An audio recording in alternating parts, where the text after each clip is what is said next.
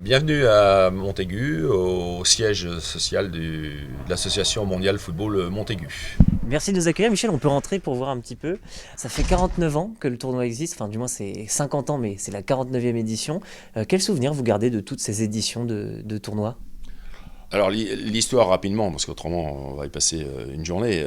En fin de compte, l'aventure elle a commencé une année avant 73, c'est-à-dire en 72. Le monsieur qui est là, c'est-à-dire André Van den Brink, le fondateur du tournoi, qui malheureusement est décédé en décembre 2017, nous a proposé en 1972 d'aller faire un tournoi en Hollande avec l'équipe minime de Montaigu.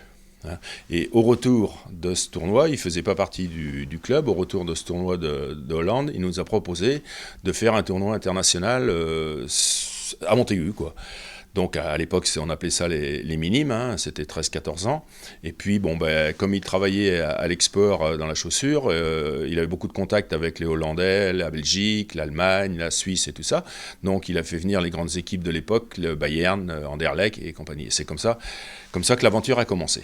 Chaque année, vous recevez, sauf exception, 8 nations et 8 clubs, mais pour cela, ça demande beaucoup d'organisation et c'est aussi pour ça qu'on est venu, c'est parce que vous allez commencer à chercher de nouvelles personnes. Qu'est-ce que vous cherchez précisément?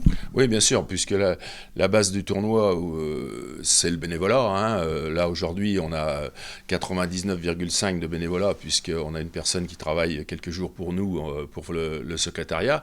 Donc, dans une manifestation comme la nôtre, on a des postes, je dirais, qui sont relativement faciles pour accompagner les équipes, pour servir dans les bars, ça va à peu près. Par contre, bon, comme dans toute manifestation, pour accueillir les gens au parking, pour faire le service d'ordre, pour vendre des frites, c'est un petit peu compliqué.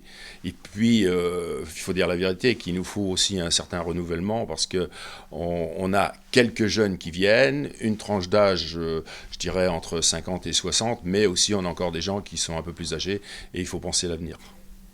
Pensez à l'avenir donc, et qu'est-ce qu'on peut souhaiter donc pour le mondial de cette année? De pouvoir le faire dans des conditions correctes, et j'espère que ça se passera le mieux possible, puis qu'au fil des jours ou des semaines, bon, les conditions sanitaires vont être un petit peu rabaissées.